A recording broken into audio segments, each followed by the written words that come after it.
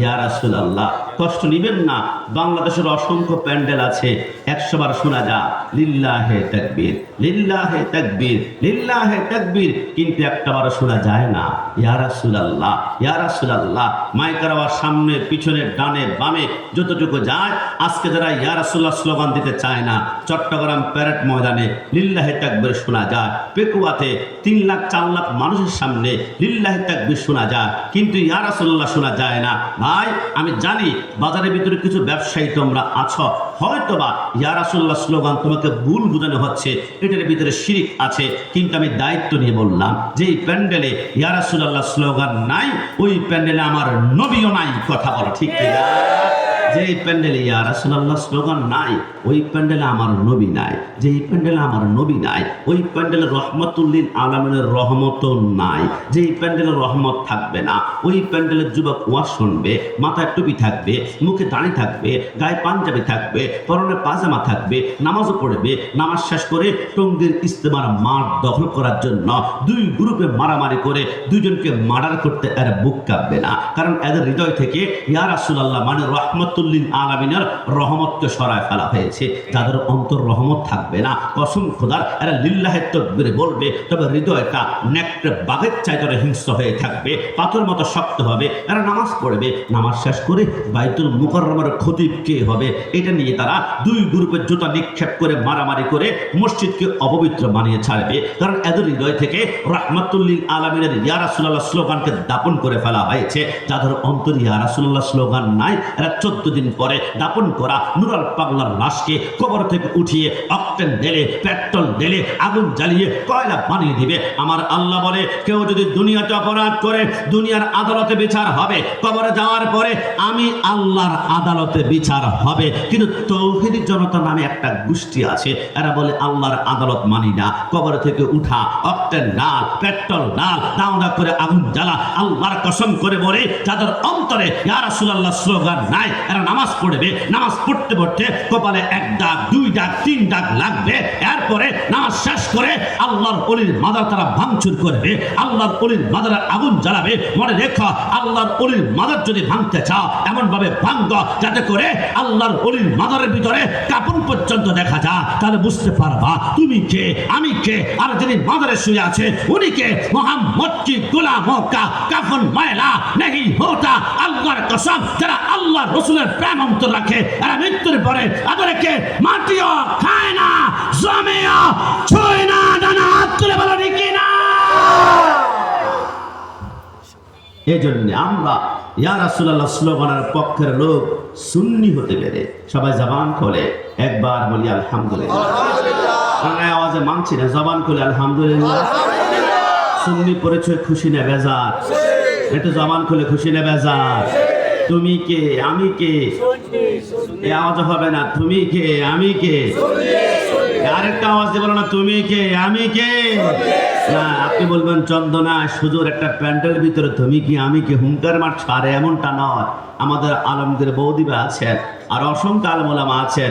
আমরা এইখানে নয়, 26শে এপ্রিল ঢাকা প্রেস ক্লাবের সামনে আমরা 10 লক্ষ সুন্নি জনতা একসাথে বলেছিলাম তুমি কে আমি কে? সুন্নি সুন্নি। কিন্তু বাইতুল মুকাররমের সামনে 10 জন লোক দাঁড়িয়ে কি বলতে পারবে তুমি কে আমি কে? ওহাবি ওহাবি। মানুষ থুতু মারতে মারতে বঙ্গোপসাগরের মধ্যে নিক্ষেপ করবে, কারণ ওহাবি পরিচয় দেওয়া যায় না। এটা দুশমন রাসূলের পরিচয়, এটা গাদ্দারের পরিচয়। কিন্তু আমরা সুন্নিরা সুন্নি পরিচয় ভয় পাই না কেন? আমরা জানি 73 দলের একটা দল হচ্ছে জান্নাতি, ওইটার নাম হচ্ছে আহলে সুন্নাত ওয়াল জামাত। একটু জবান খুলে বলি সুবহানাল্লাহ। সুন্নি হতে পেরে সবাই জবান খুলে আরেকবার বলি আলহামদুলিল্লাহ। আব্বা কোনো সমস্যা নেই তো? না না, চেহারা দেখছেন কি সুন্দর লাগতেছে চেহারা। সুন্নিদের চেহারা কালো হলো, চেহারা থেকে নূর বের হবে, কারণ নবীকে যারা নূর মানবে এদের চেহারা পর্স পেশওয়াশ মাখতে হবে না, লাকসামান মাখতে হবে না, ইসনু মাখতে হবে না, তিব্বতের লোশন মাখতে হবে না। নবীকে নূর মানলে চেহারা অটোমেটিকলি নুরানি হয়ে যাবে। যদি বলি সুবহানাল্লাহ। আলোচনার প্রারম্ভে আমরা সকলে একটি আয়াত তেলাওয়াত করব। কুল্লু নাফসিন যায়িকাতুল মউত। জন্ম যে গ্রহণ করেছে মৃত্যু তাকে বরণ করতে হবে, এই কথার মধ্যে কোনো সন্দেহ তবে 4 জন পয়গাম্বর এখনো দুনিয়াতে বেঁচে আছেন, 2 জন দুনিয়াতে আর 2 জন আসমানে। তার মধ্যে আসমানে 2 জন পয়গাম্বর এখনো বেঁচে আছেন। একজনের নাম হযরতে ইদ্রিস আলাইহিস সালাম। ইদ্রিস আলাইহিস সালাম বলেছিল, আজরাইল আমাকে জান্নাতটা একটু ঘুরিয়ে দেখাবে? বলে ওকে চলুন। আল্লাহর পারমিশন নিয়ে জান্নাতে যখন ঢুকলো, আজরাইল বলে, জান্নাত ঘোরা কি শেষ হয়েছে? ইদ্রিস পয়গাম্বর, তাহলে আসেন। ইদ্রিস আলাইহিস সালাম মুস্কি হেসে বলে, তুমি কি জানো না জান্নাতে যে একবার ঢুকে যে চিরস্থায়ী হয়ে যায়, জান্নাতে যে একবার ঢুকে সে জান্নাত থেকে বের হয় না। আজরাইল বলে, আল্লাহ এটা কি সঠিক? আমার আল্লাহ বলে, খালিদিনা ফিহা, যে একবার জান্নাতে ঢুকে যে চিরস্থায়ী হয়ে যায়। তো আল্লাহ, আমরা সুন্নিরা যে মাঝে মাঝে বলি জীবনে একবার মদিনা যাব, জীবনে একবার মদিনা যাব। আমরা যে মদিনায় গিয়ে একটা জায়গা আছে, মা বাইনা ওয়া বাইতি মিম্বারি রাউযাতুম মির রিয়াজিল জান্নাহ, আমরা যে রিয়াজুল জান্নার ভিতরে ঢুকে পড়েছি, দাঁড়িয়ে নামাজ পড়েছি। তো আল্লাহ, আমরা তো জান্নাতে ঢুকেছি, মৃত্যুর পরে কি আমরা জান্নাতে যাব? আমার আল্লাহ বলে, লিখে রাখো, যেহেতু দুনিয়া থাকতে একবার জান্নাতে ঢুকে পড়েছ, সোনার মদিনায় গিয়েছ, মৃত্যুর পরে চোখ বন্ধ হলে তুমি দেখবা আবার জান্নাতেই তুমি অবস্থান করছো। জোরে বলে সুবহানাল্লাহ। 2 নম্বর আসমানে যে নবী এখনো বেঁচে আছেন, এনার নাম হচ্ছে হযরতে ঈসা রূহুল্লাহ, এখনো 4র্থ আসমানে অবস্থান করছেন। জমিনে 2 জন পয়গম্বর এখনো বেঁচে আছেন, একজন হযরতে ইয়াহইয়া আলাইহিস সালাম আর একজন খিজির আলাইহিস সালাম। দেখুন, আমি গোলাম রাব্বানী কাশেমি, দুনিয়াতে যদি বেঁচে থাকি তাহলে আমার রিজিকের প্রয়োজন হয়, খাদ্যের প্রয়োজন হয়, খরচের প্রয়োজন হয়, ইনকামের প্রয়োজন হয়। তো 2 জন পয়গম্বর যে বেঁচে আছেন, এদের তো ইনকামও প্রয়োজন, খরচ করার রাস্তা প্রয়োজন। কোত্থেকে করে? হযরতে ঈসা রূহুল্লাহ দুনিয়ার জমিনে আসার পরে তিনি বলবেন, তোমরা কি জানো বিশ্ববিখ্যাত কিতাব মুকাশাফাতুল কুলুবের মধ্যে লেখে, যখন জিলহজ মাসের 7 তারিখ আসে, তখন মক্কার জমিনে যে মিনার মাঠ আছে, ওইখানে লক্ষ লক্ষ ব্যবসায়ী পৃথিবীর বিভিন্ন জায়গা থেকে আসে। কেউ উট বিক্রি করে, কেউ গাভী বিক্রি করে, কেউ ছাগল বিক্রি করে, কেউ বকরি বিক্রি করে, কেউ দুম্বা বিক্রি করে। ওই যে হাজার হাজার ব্যবসায়ী সেইখানে থাকে, তার মধ্যে 2 জন ব্যবসায়ী ছদ্মবেশে সেইখানে দাঁড়িয়ে থাকে। একজন হচ্ছে ইলিয়াস আলাইহিস সালাম, আর একজন খিজির আলাইহিস সালাম। তিনারা ওইখানে 3 দিন কোরবানির পশু বিক্রি করে যা ইনকাম করে, এই ইনকাম দ্বারা গোটা বছরটা তাদের জীবনটাকে তারা পরিচালিত করে। এটা জবান খুলে বলে সুবহানাল্লাহ। এই ছাড়া প্রত্যেকে মৃত্যুবরণ করতে হবে। মৃত্যুবরণ করার কিছুক্ষণ পরেই কিন্তু আমাদেরকে বড়ই পাতার গরম জল দিয়ে গোসল দেওয়া হবে। আমি চিন্তা করলাম, আম পাতা নয়, কাঁঠাল পাতা নয়, জাম পাতা নয়, বড়ই পাতা কেন? আল্লাহর হাবিব বলে, বড়ই পাতার ভিতরে অ্যান্টিসেপটিক একটা ক্যালসিয়াম আছে। যখন আপনি বড়ই পাতাটা গরম পানির মধ্যে ছেড়ে দিবেন, দেখবেন একটা ঝাঁঝ বের হয়। একটা লাশ যদি 12 ঘন্টা পচে যাওয়ার কথা, ওই লাশটা বড়ই পাতার গরম জল দিলে দেখবেন কিছুক্ষণ পর এটা হার্ড হয়ে গিয়েছে, এটা শক্ত হয়ে গিয়েছে, 24 ঘন্টা পর্যন্ত পচতে চায় না। নবী, আপনি এত তথ্য জানেন কেমনে? নবী আমার মুস্কি হেসে বলে, আর রহমান আল্লামাল কোরআন, দুনিয়ার সমস্ত জ্ঞানের সৃষ্টিকর্তা হচ্ছে আল্লাহ, আর মালিক হচ্ছি আমি মদিনাওয়ালা। একটু জবান খুলে বলি সুবহানাল্লাহ। আর কিছুক্ষণ পরে আপনি পুরুষ হলে 3 কাপড়, নারী হলে 5 কাপড়ে দাফন করা হবে। আমি কাশেমি বারবার চিন্তা করেছি, কে রে, পুরুষ আর নারী 2 জনকেই 5 কাপড়, অথবা 2 জনকে 3 কাপড়ে দাফন করা হলেই তো হয়। একজনকে 3, একজনকে 5 কেন? আমার আল্লাহ বলে, শোনো, হযরতে আদম সফিউল্লাহ যখন জান্নাতে বসবাস করতে লাগলো, জান্নাতে ঘুরতে ঘুরতে ঘুরতে ঘুরতে হঠাৎ করে তিনি শোয়া। হযরতে মা হাওয়া আলাইহিস সালামকে শয়তান পরচনা প্রদান করলো। শয়তান যখন পরচনার মধ্যে পড়লো, তিনি গন্ধম ফল ভক্ষণ করলেন। গন্ধম ফল খাওয়ার সাথে সাথে মা হাওয়া আলাইহিস সালামের জান্নাতের পোশাকগুলো জমিনের মধ্যে দপদপ করে পড়ে গেল। মা হাওয়া বুঝতে পারলেন আল্লাহর নিষিদ্ধকৃত গাছের ফল খাওয়া হয়েছে, জান্নাত থেকে বের হতে হবে। চিন্তা করুন, আমি কেন একা বের হব, সাথে আমার স্বামী হযরত আদম সফিউল্লাহ সহ বের হব। কাসাসুল আম্বিয়ার মধ্যে তাহের সুরাটে রাহমাতুল্লাহ লেখে, মা হাওয়া বলে, অর্ধেক ফল বাকি। আমি আমার স্বামী হযরত আদমকে ঘুম থেকে উঠিয়ে বললাম, স্বামী, আপনি যেন আনকমন একটা ফল নিয়ে আসছি, আপনি ভক্ষণ করেন। আদম সফিউল্লাহ বলে, ফলটা হাতের মধ্যে নিয়ে আমি যখন খাওয়া শুরু করলাম, আপনি দেখবেন ফল খাওয়ার সময় 2টা কন্ডিশন হয়। প্রথমেই আপনি ফল ছিবালে আপনি প্রথম রসগুলা ভিতরে যাবে, সেকেন্ড টাইমে ছোবা দানা এবং অন্যান্য অংশগুলা সেকেন্ড বারে একটু লেটে যাবে। যখন ফলটার রসটা তিনি গিললেন, ঢোক গিললেন, পেটের ভিতরে গেল, জান্নাতের পোশাকগুলা দপদপ করে পড়তে শুরু করলো।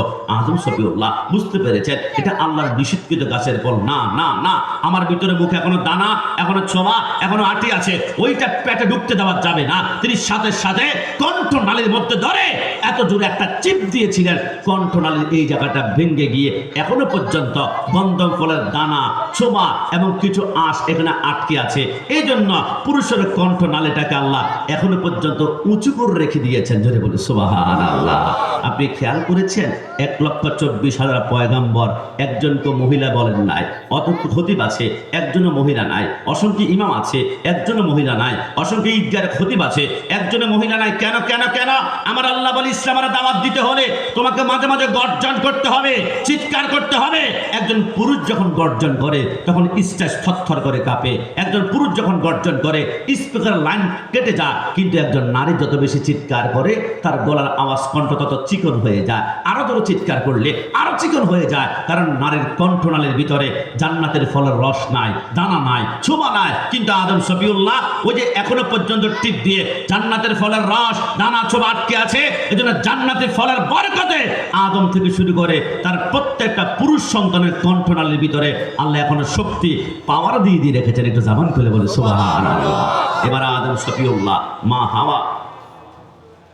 হাওয়া তিনারা জান্নাতে ঘুরলেন। জান্নাতের এই সাদা এই গাছ দুই একটা পাতা দেয় না, লজ্জাস্থান ঢাকি না, লজ্জা লাগে, কোনো গাছ পাতা দেয় না, কোনো গাছ পাতা দেয় না।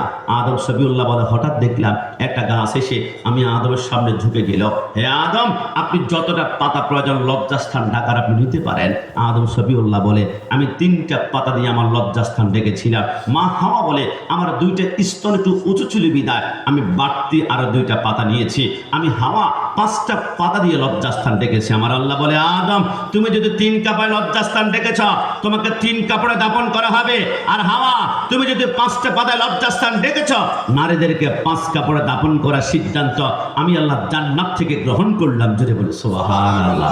প্রশ্ন আসতে পারে জান্নাতে কোনো গাছ আদম হাওয়াকে পাতা দেয় না, কিন্তু যেই গাছটা আদম হাওয়া আলাইহিস সালামের সামনে ঝুঁকে গিয়েছিল আমার আল্লাহ বলে যা তুই আমার পয়গাম্বরকে মহব্বত করেছিস, সম্মান করেছিস, তাজিম করেছিস, তুই দুনিয়ার জমিনে যাওয়ার পরে তুই গাছকে আমি আল্লাহ এত দামি করলাম, তুই গাছের পাতা দিয়ে তুই গাছের চামড়া দিয়ে মানুষ ঔষধ বানাবে, মেডিসিন বানাবে, ভেষজ বানাবে। আর তুই গাছের কাঠ কেটে কেটে টুকরা টুকরা করে যদি চেহারা ভিতরে একটু মাখে তাহলে চেহারাটা বড্ড সুন্দর হয়ে যাবে।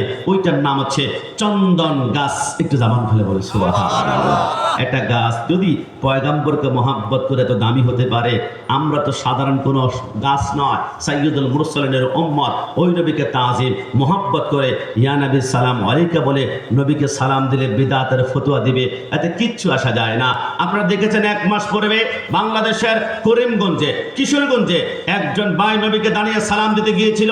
রায়হান হোসেন জালালি সাহেব তিনিকে বলেছিল আরে কেন করা যাবে না, নবী সালাম বন্ধ করো।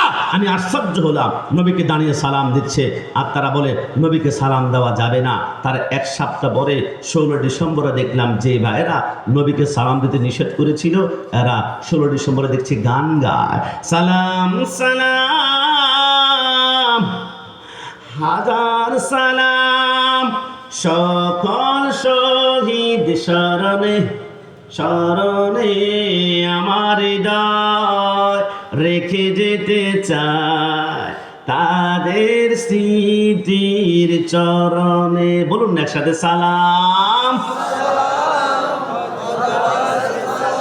মায়ের ভাষায় কথা বলাতে স্বাধীন আশায় পথ চলাতে হাসি মুখে যার দিয়ে গেল প্রাণ সেই স্মৃতি নিয়ে যে যায় গান তাদের বিজয় মরণে মরণে আমার হৃদয় রেখে যেতে চায় তাদের স্মৃতির চরণে। বিজয়ের মাস আজকে বিদায় নেবে একসাথে দেশপ্রেম নিয়ে সবাই একসাথে আমরা সালাম সালাম শহীদদেরকে সালাম দেওয়া যাবে না এমন ভাওতাবাজি ফতোয়া সুন্নিরা দিবে না। 1 কোটি বার সালাম দিব। 1971 সালে আমাদের 30 লক্ষ শহীদের রক্তের বিনিময়ে বাংলাদেশ স্বাধীন হয়েছিল। 1952 সালে রফিক, সালাম, জব্বার, বরকত বুকের তাদের রক্ত ঢেলে দেওয়ার কারণেই তো আমরা বাংলা ভাষা মাতৃভাষা পেয়েছি। 1 কোটি বার সালাম। কিন্তু কষ্ট লাগে, লাউলা কালামা খলাকুল আফলাক, যেই নবী সৃষ্টি না হলে আসমান জমিন হতো না, 1952 হতো না, 1971 হতো না।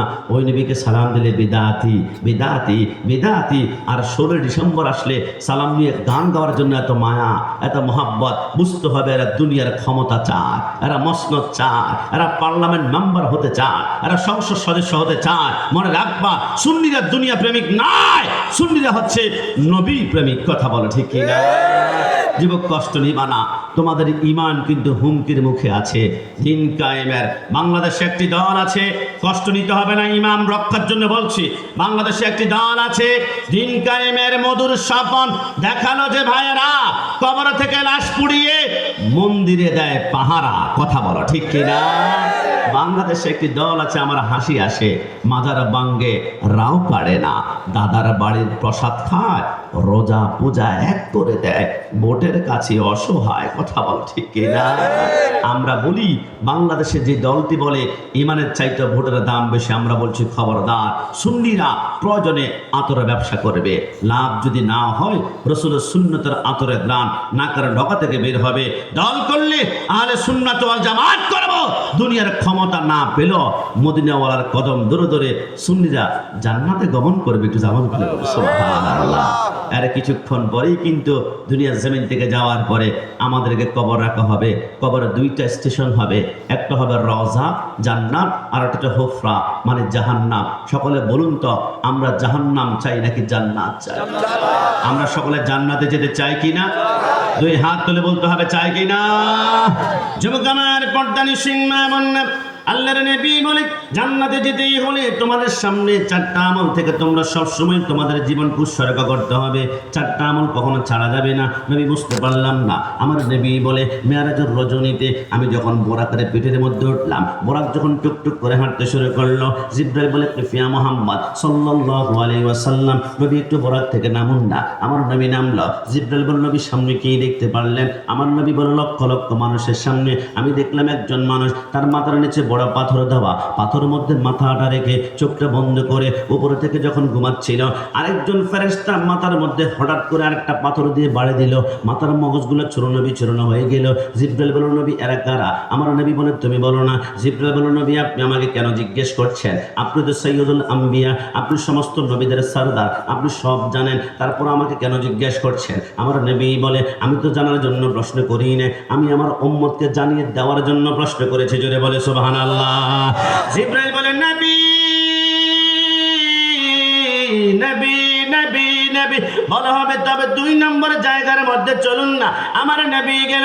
জিবরাইল বলে নবী এবার আপনি কি দেখতে পাচ্ছেন? আমার নবী বলে লক্ষ লক্ষ মানুষের জিহ্বার মধ্যে লোহার শিকল লাগিয়ে গাছের সাথে টাঙ্গানো হয়েছে। জিহ্বা যখন ছিঁড়ে টুকরো টুকরো হয়ে রক্ত সহকারে জমিনের মধ্যে পড়ে যায়, আবার জিহ্বাটা জোড়া লাগায়, জিহ্বার মধ্যে আবার লোহার আংটা লাগায়, গাছের সাথে বেঁধে ফেলে, আবার জিহ্বা ছিঁড়ে পড়ে যায়। জিবরাইল বলে নবী এরা কারা? আমার নবী বলে তুমি বলো না। জিবরাইল বলে নবী আপনি বলুন না। জিবরাইল বলে নবী বলা হবে, তবে এক সামনে আর একটু যাই না। আমার নবী গেল 3 নম্বর জায়গার মধ্যে। জিবরাইল বলে নবী এবার আপনি কি দেখতে পাচ্ছেন? আমার নবী বলে লক্ষ লক্ষ মানুষকে দেখতে পারলাম, বিশাল একটা রক্তের সাগরে হাবুডুবু খাচ্ছে।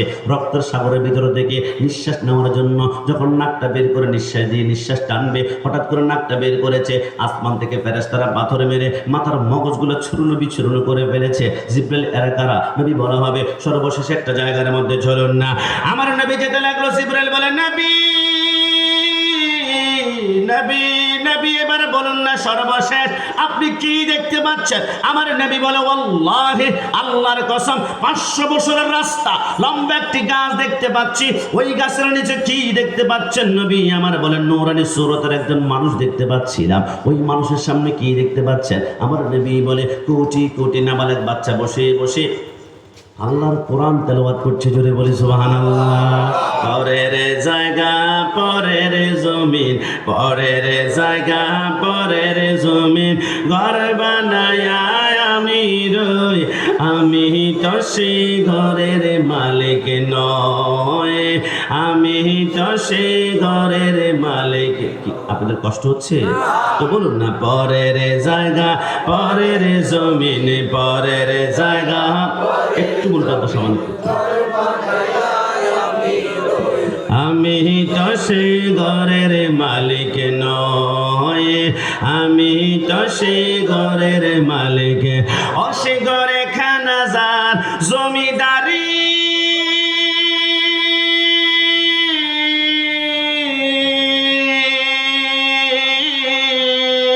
আমি পাই না তাগার হুকুম জারি, আমি পাই না জমি দারের দেখা, পাই না জমি দেখা, মনের দুঃখ কারে কই, আমি তো সে ঘরের মালিক নয়, আমি তো সে ঘরের মালিক নয়। শেষবারের মতন একসাথে, পরের জায়গা, পরের জমি, ঘর বানায়া আমি রই, আমি তো সে ঘরের মালিক নয়, আমি তো সে ঘরের মালিক নয়। জিবরাইল নবী প্রথম জায়গার মধ্যে আপনি দেখেছিলেন লক্ষ লক্ষ মানুষের মাথার নিচে বড় বড় পাথর দিয়ে চোখ বন্ধ করে ঘুমাচ্ছিল, উপরে আর একটা পাথর দিয়ে বাড়ি মারে, মাথার মগজগুলো বাতের মারের মতো ছিটকাই যায়। নবী অন্য কেউ নয়, ওই যে ফজরের সময় মসজিদে আজান দিয়েছিল, আসসালাতু খায়রুম মিনান নাওম, ঘুম থেকে নামাজ উঠতাম, বান্দা কোনো মতে মাথার নিচ থেকে শিমুল তোলার বালিশটা সরায় না, বান্দা ঘুমিয়ে পড়েছে। বান্দার কাছে আজানটা বিরক্ত বিরক্ত মনে হয়, কিন্তু বান্দা তো জানে না কিয়ামতের ময়দানে প্রথম প্রশ্নই হবে, ওয়াল্লাযীনা ইয়াবিতুনা লিরাব্বিহিম সুজদান ওয়া কিয়ামা। আমার আল্লাহ কিয়ামতের ময়দানে বলবে, বান্দা সত্যিকারে বল নামাজ কেন পড়স নাই? বান্দা কান্না করে বলবে, আল্লাহ আমি এমপি ছিলাম, আমি মন্ত্রী ছিলাম, আমি কাউন্সিলর ছিলাম, আমি চেয়ারম্যান ছিলাম, আমি প্রেসিডেন্ট ছিলাম, আমি সভাপতি ছিলাম, দুনিয়ার সালিশ করতে করতে আমি নামাজ পড়তে পারি নাই, মানুষের রিলিফের মাল বন্টন করেছি, রাস্তার কাজ করেছি, কালবারের কাজ করেছি, নামাজ পড়তে পারি নাই। আমার আল্লাহ বলবে, আনতা কাযযাব, তুমি মিথ্যাবাদী। আল্লাহ কেন কেন? আমার আল্লাহ বলে, ওই যে ডান পাশে তাকিয়ে দেখো, একজন নূরানি সুরতের মানুষ দেখা যায়, চিনতে পারো কিনা? আল্লাহ কে কে? আমার আল্লাহ বলে, এর নাম সুলাইমান পয়গাম্বর। তুমি তো শুধু চন্দনেশের এমপি ছিলা, রাঙ্গুনের এমপি ছিলা, পটিয়ার এমপি ছিলা, আনোয়ারের এমপি ছিলা, সীতাকুণ্ডের এমপি ছিলা, কিন্তু আমার সুলাইমান পৃথিবীর পূর্ব থেকে পশ্চিম, উত্তর থেকে দক্ষিণ গোটা পৃথিবী শাসন করেছে। তুমি শুধু মানুষের কথা বুঝতা, আমার সুলাইমান পিপিলিকার কথা বোঝে, মাকড়সার কথা বোঝে, ছাড় পোকার কথা বোঝে, তেলা পোকার কথা বোঝে, একটা ঝিঝি পোকার আওয়াজ পর্যন্ত বুঝতে পারে। এত বড় ক্ষমতা পাওয়ার পর আমার সুলাইমান জিন্দিগিতে একটা সেইটা কোনোদিন ছাড়েই নাই। তুমি সামান্য ক্ষমতা পাওয়ার পরে নামাজ ছেড়ে দিয়েছ, আনতা কাযযাব, মিথ্যাবাদী। হাতের মধ্যে জাহান্নামের শিকল লাগায় যখন টানতে শুরু করবে, বান্দা কান্না করবে, আল্লাহ একটা বারের জন্য দুনিয়াতে আমাকে পাঠাও না, জিন্দিগিতে কোনোদিন সেইটা ছাড়বো না, হিংসা করবো না, অহংকার করবো না, দাপট করবো না, ক্ষমতার বাহাদুরি করবো না। আমার আল্লাহ বলবে, খবরদার, 82 জায়গায় কোরআনে বলেছিলাম, আকিমুস সালাত, আকিমুস সালাত, আকিমুস সালাত। 5 ওয়াক্ত নামাজ পড়তে সর্বোচ্চ 1 ঘন্টা লাগতো, বাকি 23 ঘন্টা হাতের মধ্যে ব্যবসা করবি কর না, খেলবি খেল না, যেখানে যেতে মন চায় যেখানে যাবি না। কিন্তু আমার কুদরতি কদমে সেইটা না করে দুনিয়ার ব্যবসা করেছ, আখিরাতে আমি আল্লাহর প্রেমের ব্যবসা তোমরা করো না, আজকে ছাড় দেওয়া হবে না। বান্দা কান্না করবে, আমার আল্লাহ বলে ছাড় দেওয়া হবে না। কিছুক্ষণ পর আরেকজন বান্দাকে ডাক দেবে, বান্দা তুই কেন নামাজ পড়স না? আল্লাহ, দুনিয়ার জমিনে আমার ক্যান্সার ছিল, আমার আলসার ছিল, আমার টাইফয়েড ছিল, আমার ডেঙ্গু ছিল, আমি প্যারালাইজড রোগী ছিলাম, আমার বড় বড় অসুস্থ ছিল, তাই নামাজ পড়তে পারি না। আমার আল্লাহ বলবে, আনতা কাযযাব, তুমিও মিথ্যাবাদী। আল্লাহ কেন কেন?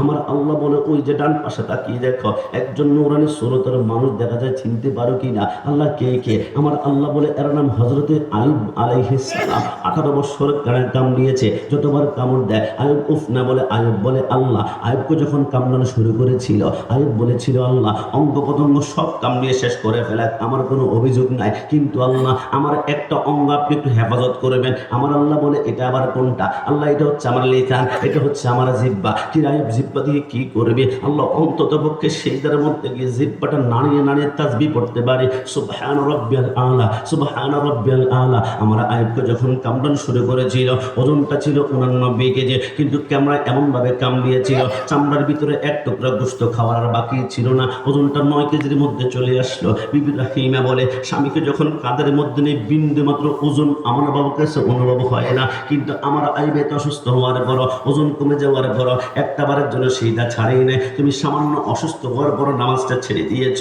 আনতা কাজ্জাব, তুমি মিথ্যাবাদী। জাহান্নামের শিকল লাগে কুকুরের মতো টানতে শুরু করবে।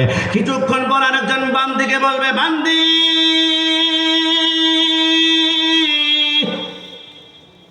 তুই কেন নামাজ পড়স নাই? আল্লাহ আল্লাহ, দুনিয়ার জমিনে স্বামী অত্যাচার করত, স্বামী নির্যাতন করত, স্বামী জুলুম করত, স্বামীর জুলুমের কারণে আমি নামাজ পড়তে পারি নাই। আমার আল্লাহ বলবে, আনতা কাজ্জাব, তুমিও মিথ্যাবাদী। আল্লাহ কেন কেন? আমার আল্লাহ বলে, ওই যে ডান পাশে তাকিয়ে দেখো, একজন নূরানি সূরতের রমণী দেখা যাচ্ছে, চিনতে পারো কিনা? আল্লাহ কে কে? আমার আল্লাহ বলে, এর নাম হযরতে আসিয়া। একটু জবান খুলে বলি সুবহানাল্লাহ। আমার আসিয়া যখন রুকুর মধ্যে গিয়ে সুবহান রাব্বিয়াল আযমের তাসবিহ পড়ে, তলপেটটা যখন বের হয়ে যায়, ফরন হাতের মধ্যে লোহার বল্লম নিয়ে আসিয়ার পেটের মধ্যে এত জোরে ঘাই মারে, ওইখান থেকে রক্তের ফোঁটাগুলো টপ টপ করে পড়ে। আসিয়া একটাবার উফ বলে না, আসিয়া বলে আল্লাহ আল্লাহ। ফরন বলে, কিরে আসিয়া, তুই সেইদার মধ্যে গেলে লোহার পাত গরম করে তোর পিঠের মধ্যে যখন শেক মারি, তখন পিঠের চামড়াগুলো মোমর মতো গলতে শুরু করে।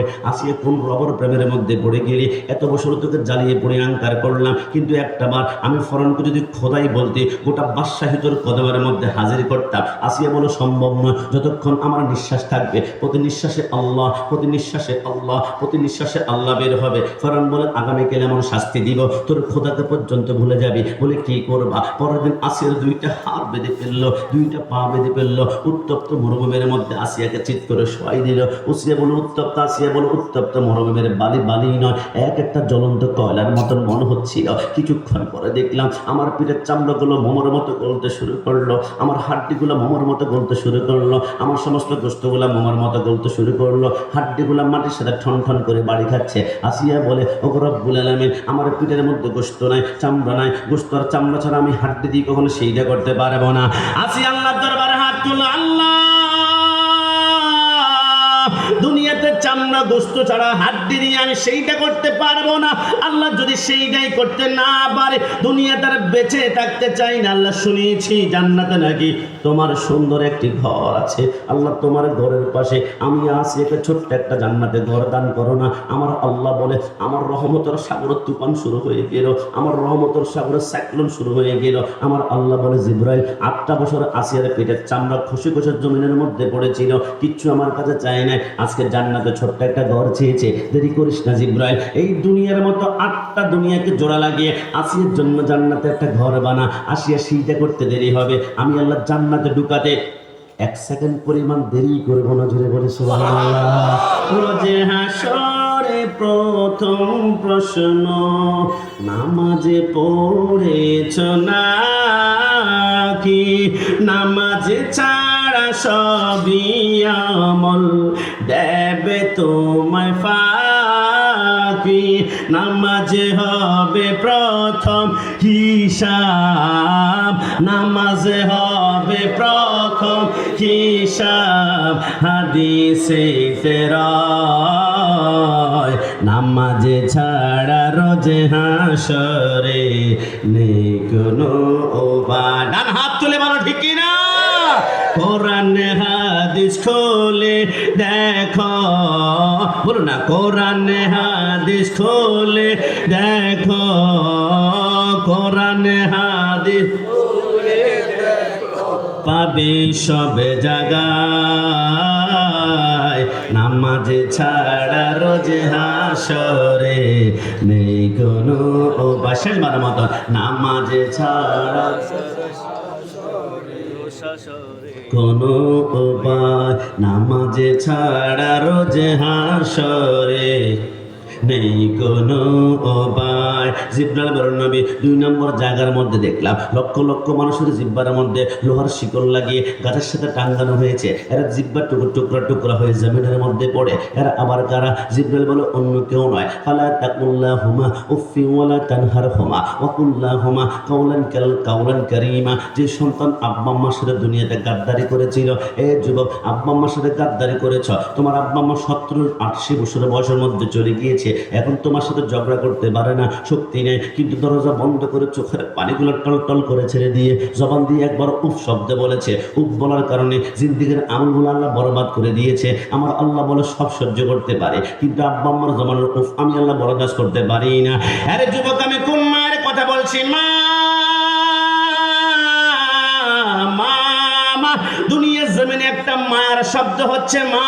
আব্দুল্লাহ ইবনে জুবাইর বলে, আমি একদিন কাবার পাশে বসে হঠাৎ করে দেখলাম একজন যুবক তার মাকে কাঁধের মধ্যে করে নিয়ে কাবা তাওয়াফ করছে। লাব্বাইক আল্লাহুম্মা লাব্বাইক লা শারীকা লাক লাব্বাইক ইন্নাল হামদা ওয়ান নি'মাতা লাক ওয়াল মুলক লা শারীকা লাক লাব্বাইক। আমি দেখলাম যুবকটা কাবার চারপাশে একটা না দুইটা না 7টা চক্কর দিয়ে মাকাম ইব্রাহিমের কাছে গিয়ে 2 রাকাত নামাজ পড়ে তার মাকে ঘরের মধ্যে রেখে এসে সাহাবীর সামনে এসে বলে, সাহাবী এতক্ষণ যে আমার মাকে কাঁধের মধ্যে করে নিয়ে আমি কাবা তাওয়াফ করলাম, কেমন লাগলো? সাহাবী বলে, এত সুন্দর মায়ের খাদমত আমার চোখ দিয়ে জিন্দেগিতে দেখি নেই, একটা বারের জন্য মার কদমটা জমিনে লাগাও নাই। যুবক বলে, সাহাবী আপনি কি মনে করেছেন মাকে কাঁধের মধ্যে করে নিয়ে শুধু সাহায্য করে দিয়েছি? না না, গতকালকে মাকে কাঁধের মধ্যে করে নিয়ে আরাফার ময়দানে তন্ন তন্ন করে দৌড়িয়েছি, একটা বারের জন্য মার কদমটা আমি জমিনে লাগতে দেই নাই। এর আগের দিন সাফা মারওয়া 7 বার দৌড়াদৌড়ি করেছি, মা আমার কাঁধের মধ্যে ছিল, একটা বারের জন্য মার কদমটা জমিনে লাগতে দেই নাই। এর আগের দিন মিনায় মুজদালিফায় দৌড়িয়েছিলাম।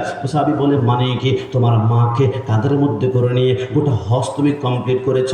সাহাবীর কথা শুনে যুবক বলে, সত্যিই বলেছেন, আমার মাকে কাঁধের মধ্যে করে নিয়ে আমি গোটা হজ কমপ্লিট করেছি। সাহাবী ঝরঝর করে কাঁদতে শুরু করলো, একটা বারের জন্য মার কদমটা জমিনে লাগতে দাও নাই, তুমি কেমন ইবাদত করলা, মাকে খুশি করে ফেলেছ, তকদির পরিবর্তন হয়ে যাবে। এই কথা বলে সাহাবী যখন দোয়া করতে শুরু করলো, যুবক বলে, সাহাবী এবার আপনি কি মনে করেছেন মাকে কাঁধের মধ্যে করে নিয়ে আমি একবার হজ করেছি? না না, আল্লাহর কসম আজকের দিন পর্যন্ত মাকে কাঁধের মধ্যে করে নিয়ে আমি 40 বছরে 40টা হজ আদায় করেছি, একটা বারের জন্য মার কদমটা আমি জমিনে লাগতে দেই নাই। সাহাবী হাওমাও করে কাঁদতে লাগলো, আরে কি বলো, 40 বছরের মাকে কাঁধের মধ্যে করে নিয়ে 40টা হজ আদায় করেছ? বলে, সত্যিই ধরেছেন। এবার সাহাবী যখন দোয়া করতে লাগলো, যুবক বলে, সাহাবী এবার ছোট্ট একটা প্রশ্ন। বলে, কি প্রশ্ন? বলে, এই যে মাকে কাঁধের মধ্যে করে নিয়ে 40 বছর আমি 40টা হজ আদায় করেছি, এবারে বলুন তো আমার মার হক কি এখন আমি আদায় করতে পেরেছি কিনা? সাহাবীর চোখ দুটা লাল করে ফেললেন। মার হকের ব্যাপারে আরেকবার প্রশ্ন করলে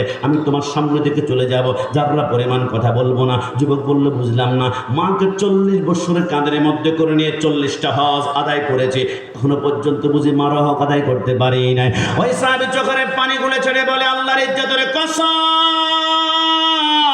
করে বলি, মাকে কাঁধের মধ্যে করে নিয়ে 40 বছরে 40টা হজ আদায় করেছ।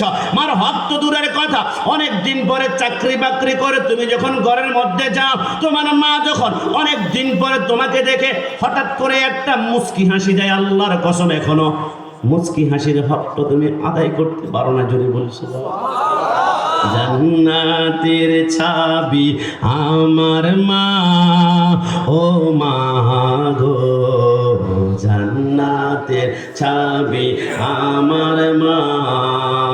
কি আপনাদের কষ্ট হচ্ছে? তো বলুন না, জান্নাতের ছাবি আমার মা, ও মা গো, জান্নাতের ছাবি আমার মা। মা যার বেছে নাই তার মতো দুঃখী নাই, খালা ফুফু মায়ের মতো না, ও মা গো, জান্নাতের চাবি আমার মা। সন্তানের বেহেশত যার যার মায়ের পায়ের নিচে, মা জননী যাহার প্রতি সন্তুষ্ট হইয়াছে, মায়ের যদি দোয়া করে মৌলারি দরবারে, জান্নাতবাসী কইর মাওলা আমার সন্তানের। সবার আগে মায়ের দোয়া কবুল করেন সেই কিবরিয়া, ডান হাত তুলে বলো ঠিক না? সবার আগে মায়ের দোয়া কবুল করেন সেই কিবরিয়া, মায়ের দোয়া বিফল যায় না, ও মা গো, জান্নাতের চাবি আমার মা। শেষবার মতন, জান্নাতের চাবি আমার মা, ও মা গো। জান্নাতের চাবি আমার মা। মোহাম্মদ নিয়ে তিনবার আমার সাথে বলুন তো, মা। আর একটু জবান খোলে মা, আর একটু ভালোবাসা নিয়ে মা। এবার মোহাম্মদ নিয়ে বলুন বাবা। আব্বা আম্মা রাজি হয়ে গেলে আমার আল্লাহ রাজি হয়ে যাবে। আব্বা আম্মার কদমে চুমু খাওয়া মানে হচ্ছে কাবার চৌকাটে চুমু খাওয়া। জোরে বলে সুবহানাল্লাহ। আমার নবী বলে জিব্রাইল 3 নম্বর জায়গার মধ্যে দেখলাম লক্ষ লক্ষ মানুষ রক্তের সাগরে হাবুডুবু খাচ্ছে। এরা আবার কারা? জিব্রাইল বলে অন্য কেউ নয়, এরা হচ্ছে আর-রাশি ওয়াল মুরতাশি কিলাহুমা ফিন্নার। যেই সন্তান দুনিয়ার জমিনের ভিতরে সুদ ভক্ষণ করেছিল, সে তো সুদ খাই নাই, সেই গরিব মানুষের রক্তগুলা চুষে চুষে খেয়েছিল। যেই রক্তের বেশি সম্পর্ক, যে ব্যক্তি যত বেশি সুদ ভক্ষণ করেছিল, তার রক্তের সাগরটা অত বেশি লম্বা হবে। জিব্রাইল বলেন আমি বুঝতে পারলাম। সর্বশেষ জায়গার মধ্যে দেখলাম লক্ষ লক্ষ মানুষের সামনে একজন নূরানি সুরতার মানুষ বসা আছে। উনি আবার কে? বলে উনি অন্য কেউ নয়, উনি হচ্ছেন মুসলমানদের আদি পিতা হযরতে ইব্রাহিম খলিলুল্লাহ। জবান খুলে বলে সুবহানাল্লাহ। ওনার সামনে লক্ষ লক্ষ ছোট্ট ছোট্ট বাচ্চা। এরা আবার কারা? বলে অন্য কেউ নয়, এরা হচ্ছে দুনিয়ার জমিনে যারা জন্মের 1 ঘন্টা পরে মৃত্যুবরণ করেছে, 2 ঘন্টা পরে মৃত্যুবরণ করেছে, 1 দিন পরে মৃত্যুবরণ করেছে। অনেক সন্তান পুকুরের মধ্যে ডুবে মৃত্যুবরণ করেছে। রাস্তার এপাশ থেকে ওপাশ দৌড় দিয়ে যাওয়ার সময় মোটরসাইকেল অ্যাক্সিডেন্টে মৃত্যুবরণ করেছে। নাবালক সন্তানগুলাকে আমার আল্লাহ কিয়ামত পর্যন্ত কোরআন তেলাওয়াত শিক্ষা দিবে। আরে আমার যুবক ভাইরা, আমি কোন সন্তানের কথা বলছি? নবী আমার বলে একটাবার চিন্তা করেছ, অনেক সন্তান দুনিয়াতে আসার 1 ঘন্টা পরে মৃত্যুবরণ করে। আল্লাহ 1 ঘন্টা পরে মৃত্যুবরণ যে সন্তানটা করবে আপনি তো আগেই থেকেই জানেন। ইন্নাল্লাহা আলিমুম বিদাতিস সুদূর। আল্লাহ আপনি কেন সন্তানকে দুনিয়াতে 1 ঘন্টার জন্য পাঠিয়েছেন? মাকে 10 মাস 10 দিন কষ্ট দিয়েছেন, রাতের বেলায় ঘুমাতে পারে নাই, বুকটা টনটন করেছে। মার যখন দুনিয়ার জমিনে প্রসব বেদনা হয়েছে, নবী আমার বলে একটা ট্রাকের নিচে একটা মানুষের হাড্ডি যদি একসাথে 38টা হাড্ডি ভেঙে যায়, যে পরিমাণ কষ্ট হবে, একটা মার প্রসব বেদনার কষ্ট তার থেকে 70 গুণ বেশি কষ্ট হবে। নবী বুঝলাম না, ওগো আল্লাহ আপনি একটা মাকে এত কষ্ট দেওয়ার পরে সন্তানকে মাত্র 1 ঘন্টার জন্য কেন দুনিয়াতে রাখলেন? আমার আল্লাহ বলে সন্তান জন্মের 1 ঘন্টা পরে আমি কেন বাঁচিয়ে রাখি? 1 ঘন্টা পরে মৃত্যুবরণ করায়। আমি আল্লাহ তো রহমান, সেই জন্যে। আল্লাহ বুঝলাম না, 1 ঘন্টা পরে 2 ঘন্টা পরে সন্তানকে জন্মের পরে মৃত্যুবরণ করালে এটা রহমানের কি হলো? আল্লাহ সন্তান যখন ওয়া করে কান্না করেছিল, তখন মার অন্তরে কি পরিমাণ আশা জেগেছে, সন্তান আগমন করেছে, আমার সন্তান ওয়া করে কান্না করেছে। কিন্তু 1 ঘন্টা পরে যখন মৃত্যুর সংবাদ দিয়েছে, মার চোখের পানি বৃষ্টির পানির মতো পড়তে লাগলো। আল্লাহ কেমন রহমান হলো? আমার আল্লাহ বলে কোন সন্তানকে দুনিয়ার জমিনের মধ্যে আমি 1 ঘন্টা পরে নিয়ে যাই কেন জানো? কেন আল্লাহ? আমার আল্লাহ বলে আমি যখন দেখি কোন সন্তানের আব্বা আম্মা ফুলসিরাত পার হওয়ার সময় কিয়ামতের ময়দানে এদের আমল নামার মধ্যে কোনো আমল থাকবে না, এরা ফুলসিরাত পার হতে পারবে না, এরা ফুলসিরাতের মধ্যে পা দিলে পাগুলা কেটে কেটে জাহান্নামের মধ্যে পাপের কারণে পড়ে যাবে। ওই আব্বা আমাকে বাঁচানোর জন্য আল্লাহ বুঝলাম না, আমার আল্লাহ বলে সন্তানটা যখন ফুলসিরাত পার হবে, আমার আল্লাহ বলবে তুমি মাসুম, তুমি নিষ্পাপ, তুমি 1 দিন 2 দিনে মৃত্যুবরণ করেছ, তুমি জান্নাতের দিকে চলে যাও। ছোট্ট বাচ্চা বলবে আল্লাহ আমি তো জান্নাতে যাব, কিন্তু আমার মা কোথায়, কিন্তু আমার বাবা কোথায়? আমার আল্লাহ বলবে তোমার আব্বা মতো জাহান্নামে। আল্লাহ আব্বা আমাকে জাহান্নামে রেখে আমি জান্নাতে যেতে পারবো না। আমার মা আমাকে 10 মাস 10 দিন গর্ভধারণ করেছিল, মা রাতের বেলায় ঘুমাতে পারেনি। 9 মাসের পরে মার কলিজায় কতক্ষণ পর পর লাথি মেরেছিলাম, মা হাওমাও করে কান্না করেছে, মা বিন্দু মাত্র ঘুমাতে পারে নাই। আমার মাকে আমার সাথে জান্নাতে দিন না। আমার আল্লাহ বলে সম্ভব নয়। তাহলে আল্লাহ আমার আব্বা আম্মার সাথে আমাকে জাহান্নামে ঢুকিয়ে দিন না। আমার আল্লাহ বলে এটাও সম্ভব নয়, তুমি নিষ্পাপ। আল্লাহ তাহলে আমার আব্বা আম্মাকে যদি জাহান্নাম থেকে জান্নাতে না দেন, আমি যদি নিষ্পাপ হয়ে থাকি, আমার জবানটা তো নিষ্পাপ, নিষ্পাপ জবান দিয়ে আপনার কাছে আমি দরখাস্ত করলাম, আমার আব্বা আমার জিন্দিগির গুনাহগুলো মাফ করে দেন না। আমার আল্লাহ বলে নিষ্পাপ জবানে আমার কাছে যখন দরখাস্ত করবে, আমি আল্লাহ সেকেন্ডের ভিতরে আব্বা আমার জিন্দিগির গুনাহগুলো মাফ করে তাকে আমি জান্নাতি বানিয়ে দিব। জোরে বলে সুবহানাল্লাহ। আরে যুবক, দুনিয়ার জমিনে সন্তান মৃত্যুবরণ করলে টেনশন করবে না। প্রত্যেকটা ঘরে একজন করে ইঞ্জিনিয়ার প্রয়োজন, ব্যারিস্টার প্রয়োজন, বিশেষ ক্যাডার প্রয়োজন, এবং প্রত্যেক ঘরে একজন কোরআনে হাফেজ প্রয়োজন, প্রত্যেকটা ঘরে একজন করে আলেম প্রয়োজন। হুজুর কেন জানো? সন্তানকে যদি আপনি ইংলিশ শিক্ষা দেন, ইংলিশ মিডিয়ামে পড়ান, মৃত্যুর পরে ইংলিশ থাকবে না। ম্যাথমেটিক্স শিক্ষা দিয়েছেন, 5,000 টাকা টিউশনের খরচ করেছেন, মৃত্যুর পরে অঙ্ক থাকবে না, ম্যাথমেটিক্স থাকবে না, পরিসংখ্যান থাকবে না। কিন্তু সন্তানটা যদি কোরআন তেলাওয়াত করতে পারে, আল্লাহর কসম কিয়ামতের ময়দানে কোরআন আপনার জন্য সুপারিশ করে করে জান্নাতে নিবে। আমি সন্তানকে কোরআন তেলাওয়াত কেন শিখাবেন? শুধু এই কথাটা বলে আমি শেষ করব।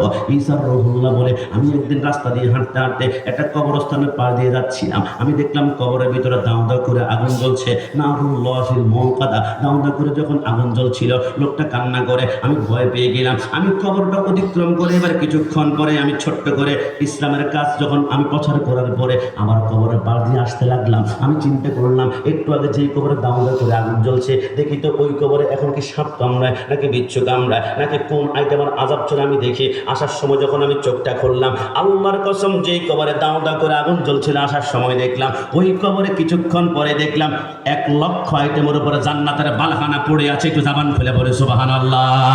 ঈসা রুহুল্লাহ সেইটার মধ্যে পড়ে গেল। আল্লাহ আল্লাহ আল্লাহ, বুঝতে পারলাম না, একটু আগে জাহান্নাম ছিল, একদিন যায় নাই, এক সপ্তাহ যায় নাই, এক পক্ষ যায় নাই, এক মাস যায় নাই, এক বছর যায় নাই, এক যুগ যায় নাই, একটু আগে 1 ঘন্টা 1.5 ঘন্টা হয়তো বা 2 ঘন্টা হবে, একটু আগে জাহান্নাম দেখলাম। এখন কিভাবে জান্নাত হলো? আমার আল্লাহ বলে জাহান্নাম এখন জান্নাত হওয়ার কথা ছিল না, কিন্তু হয়েছে একটি কারণে। এই বাবাটা যখন মৃত্যুবরণ করেছিল, আজ থেকে 5 বছরে পড়বে, এই বাবাটা যখন মৃত্যুবরণ করেছিল তখন তার স্ত্রীর গর্ভের ভিতরে একটা সন্তান ছিল, 5 মাসের সন্তান। বাবা মৃত্যুবরণ করার 5 মাস পরে সন্তানটা দুনিয়াতে আসলো, তার বয়স আজকে 4.5 বছর হয়েছে। ছোট্ট বাচ্চাটা আজকে মুক্তবরের মধ্যে গিয়েছে। মুক্তবর হুজুর বলল, বাবা আমার সাথে সবক নাও। কি সবক নেব? বলো আমার সাথে পড়ো না, বিসমিল্লাহির রহমানির রহিম। ছোট্ট বাচ্চাটা যখন বিসমিল্লাহির রহমানির রহিম বলল, আল্লাহর রহমতের সাগরে তুফান শুরু হয়ে গেল, সাইক্লোন শুরু হয়ে গেল, সিডর শুরু হয়ে গেল। আল্লাহ কেন কেন? আমার আল্লাহ বলে, সন্তান দুনিয়ার জমিনের মধ্যে বসে আমি বলে বসে বসে বলে আমি নাকি রহমান, আমি নাকি দয়ালু, আমি নাকি রহিম, আমি নাকি মেহেরবান, কিন্তু তার বাবার কবর আমি দাও দাও করে আগুন জ্বালাচ্ছি, তার বাবার কবরে আমি আযাব দিচ্ছি। রহমান তো কখনো আযাব দিতে পারে না, রহিম তো কখনো আযাব দিতে পারে না। ছোট্ট সন্তান যখন রহমান রহিম বলে আমাকে ডাক দিয়েছে, ওই সন্তানের জবানের উসিলায় তার আব্বার কবরটা সেকেন্ডের ভিতরে আমি জাহান্নাম থেকে জান্নাতের বাগান বানিয়ে দিলাম। যদি বলি সুবহানাল্লাহ।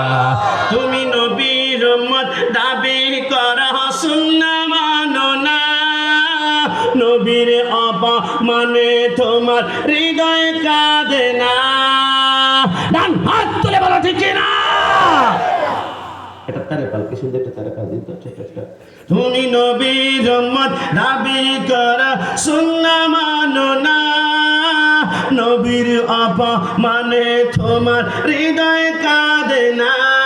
তুমি বিজাতীয় সংস্কৃতিতে সপেছ পারান, তুমি কেমন মুসলমান, তুমি কেমন মুসলমান, বলুন না তুমি কেমন মুসলমান, তুমি কেমন মুসলমান।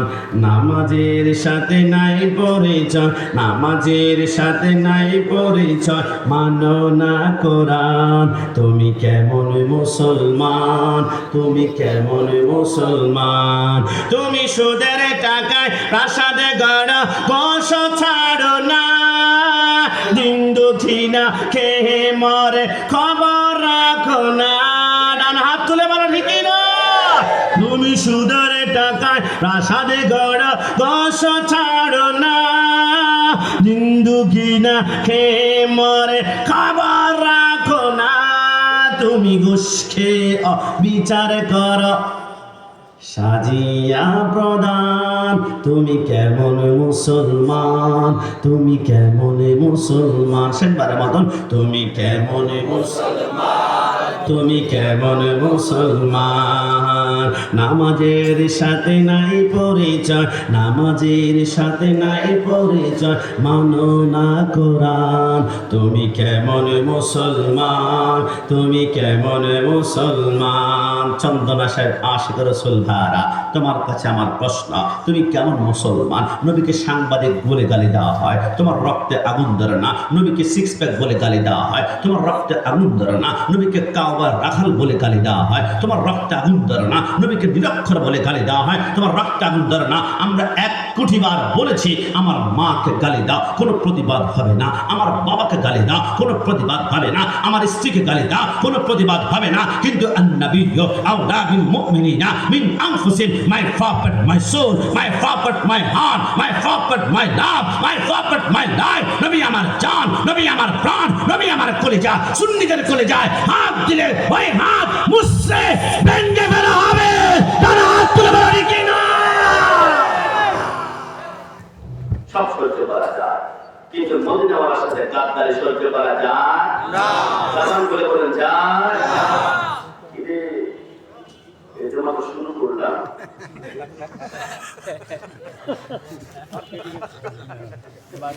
না, আমাদের আওয়াজ গর্জন আগে থেকে শক্ত হতে হবে, কারণ এখন এজিদ বাহিনী তারা পাংখা উড়াচ্ছে। মনে রাখবা, হোসেনের দিকে দুর্বল মনে করে না, হোসেনটা ধরে না, ধরলে কিন্তু আবার ছাড়েও না। কথা বলো ঠিক? এই জন্য আমরা সব সারতে পারি, নবীর সাথে গাদ্দারি সহ্য করা যায় না। এই জন্য আজকে থেকে মনে রাখবেন, ভালো যদি বাঁচতে হয়, এই আওয়াজে মানছি না, জবান খুলে ভালো যদি বাঁচতে হয়, সবাই ডান হাত তুলে বলুন তো, ভালো যদি বাঁচতে হয়। আসলে সত্যিকার অর্থে নবীকে ভালোবাসতে চান আপনারা? তাহলে আমি ভুল দেখলাম। আমি 1 মাস আগে প্রোগ্রামে গিয়েছিলাম ঢাকা কেরানীগঞ্জে, রাত 3টা বাজে। শাপলা চত্বর পার হওয়ার সময় আমি দেখলাম একজন যুবক হাতের মধ্যে মদের বোতল নিয়ে মদ পান করে মাতলামি করছে। আমি জিজ্ঞেস করলাম, কি রে যুবক, ঘটনা কি? মাতলামি করছো কেন? Any problem? আমাকে বলে, হুজুর, একটা মেয়ের সাথে আমার প্রেমের সম্পর্ক ছিল, আমার সাথে ব্রেকআপ করেছে, ধোঁকাবাজি করেছে, প্রতারণা করেছে। টেলিভিশনের পর্দায় দেখেছি কেউ যখন কারোর সাথে ধোঁকাবাজি করে প্রতারণা করে, তখন নাকি মদের বোতল নিয়ে মদ পান করলে হৃদয়টা নাকি কিছুটা প্রশান্তি লাগে। আমি বললাম, যুবক কষ্ট নিস না, তুই প্রেম করস আর আমি হলাম রব্বানি কাশিমিও সেকেন্ডে প্রেম করে। হুজুর আপনি প্রেম করেন? আমি বললাম, হ্যাঁ, তোমার প্রেম তোমাকে অশান্তির সাগরে ডুবিয়ে মারছে, আর আমি যার সাথে প্রেম করি রহমতের ধোলা দিয়ে আমাকে প্রশান্তির সাগরে ভাসিয়ে রেখেছে। বলে বুঝলাম না। আমি বললাম, তুমি যার সাথে প্রেম করো তিনি ধোঁকা দিবে, প্রতারণা করবে, কিন্তু আমি যার সাথে প্রেম করি 1,000,000% গ্যারান্টি দিয়ে বললাম, তিনি ধোঁকাবাজি করবেন না, প্রতারণা করবেন না, আমাকে ছাড়বেন না। আমার মা আমাকে ছাড়বে, আমি যাকে ভালোবাসি তিনি আমাকে ছাড়বেন না। আমার বাবা আমাকে ছাড়বে, আমি যাকে ভালোবাসি তিনি আমাকে ছাড়বে না। আমার স্ত্রী সন্তান ব্যাংক ব্যালেন্স বাড়ি গাড়ি নিয়ে হয়তো বা তারা পালিয়ে যাবে, কিন্তু আমি যাকে ভালোবাসি তিনি আমাকে ছেড়ে যাবেন না। আল্লাহর কসম, আমার ডানে মাটি, আমার বামে মাটি, আমার সামনে মাটি, আমার উপরে মাটি, আমার নিচে মাটি, মাটি আর মাটি, অন্ধকার, নাই কোনো লাইট, নাই কোনো ফ্যান। আমার অন্ধকার কবরে আমার উপরে আপনজনরা মাটি এমন ভাবে হিলাবে, একজন বলবো ওই দিক দিয়ে হয় নাই, আরেকজন হিলা, আরেকজন বলবো আরেকজন চাপ দিয়ে একটা জাররা পরিমাণ নিঃশ্বাস যাতে করে ফেলতে না পারে। আমার আপনজনরা 3.5 হাত কবরের মধ্যে রেখে সবাই চলে যাবে। অন্ধকার অন্ধকার অন্ধকার, যাদেরকে আপন মনে করছিলাম তারা কেউ আপন না, সবাই আমাকে ফেলে চলে গিয়েছে। আমি যাকে ভালোবাসি, আমার ভালোবাসার মানুষ ওই কবরে পর্যন্ত আমাকে ছাড়বে না। ইনি হচ্ছেন মদিনাওয়ালা নবী। ডানা হাত তুলে বলেন কি না? একটু বন্ধ করো, একটু বন্ধ করো।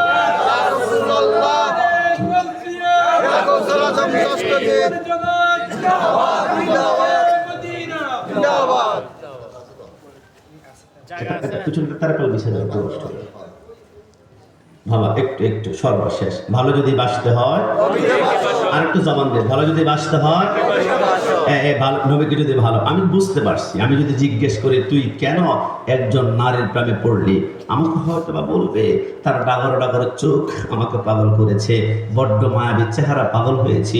আমি বললাম, যুবক কষ্ট নিস না, সুন্দর চেহারা, চোখের মায়া পড়েছ, আগামীকাল সকালবেলায় কেউ যদি তার চোখের মধ্যে অ্যাসিড মারে, তাহলে চোখ আর চেহারা নষ্ট হয়ে গেলে তোমার ভালোবাসা 1 মিনিটে নষ্ট হয়ে যাবে। কিন্তু আমি কাশিমি যাকে ভালোবাসি, ওই নবীর চোখ আমরা জীবনে দেখি নাই, হাত দেখি নাই, ঠোঁট মোবারক দেখি নাই, শুধু আমরা শুনেছি তলা আল বদরু আলাইনা, নবী নাকি পূর্ণিমার চাঁদের চাইতে সুন্দর। আমরা শুধু শুনেছি হুসনে ইউসুফে কাটি মিসরে মে আঙ্গাশতে জানা সর কাটাতি হে তেরে নামে ফে মর্দানে আরব। ইউসুফ আলাইহিস সালামের রূপ লাবণ্য দেখে মিশর রমণীরা হাতের আঙ্গুল কাটতে কাটতে কবজি কেটেছে, কবজি কাটতে কাটতে কোনই পর্যন্ত কেটেছে। মা আয়েশা সিদ্দিকা বলে, মিশর রমণীরা ওই মুহূর্তে রাসূল সরকারের মদিনাকে যদি এক নজর দেখতো, এদের কলিজা কেটে টুকরা টুকরা করে ফেলতো, যারা পরিমাণ ওজন কষ্ট তারা অনুভব করতো না। যুবক, আমি কোন নবীর কথা বলছি? পৃথিবীতে এমন কোন সুপারস্টার কি আছে যে মৃত্যুবরণ করার 1 বছর পরে তাকে কেউ গালি দিয়েছে আর আন্দোলন হয়েছে, মানববন্ধন হয়েছে, বিক্ষোভ হয়েছে? না, মৃত্যুবরণ করার 5 দিন 7 দিন 1 মাস পরে আর কেউ তাকে মনে রাখতে চায় না। কিন্তু আমার নবী এমন একজন সুপারস্টার, 1400 বছর আগে পর্দা গমন করেছে। এখনো নবীকে কেউ যদি সাংবাদিক বলে আমাদের মাথার রক্ত গরম হয়ে যায়, নবীকে কাউবয় বললে আমাদের রক্ত টকবক করে আগুন ধরে। নবীকে নিরক্ষর বললে আমরা বরদাস্ত করতে পারি না। নবীকে সিক্স প্যাক বললে আমার মা আমার বাবার সাথে সম্পর্ক বিচ্ছিন্ন হয়ে যায়। কারণ my property is the warrior, my property is the businessman, my property is the statesman, my property is the teacher, my property is the saint, my property is the জাজ, my property is the love giver, my property is the love maker, my property is the superman of the world. মনে রাখবা, নবীর সাথে গাদ্দারি হলে আমাদের চন্দ্রাস থানার সামনে আমরা রাস্তা অবরোধ করে বিক্ষোভ করব। পুলিশ আসবে, রাবার বুলেট মারবে, কাদান গ্যাস মারবে, 147 দ্বারা গুলি করবে। মনে রাখবা, গুলি করে সুন্নিদের কলিজা টুকরা টুকরা করতে পারবে, কিন্তু এই কলিজা থেকে ইয়া রাসূলুল্লাহ স্লোগান কোন বাপের বেটা বন্ধ করতে পারবে না। না না তুলে বলে কি না?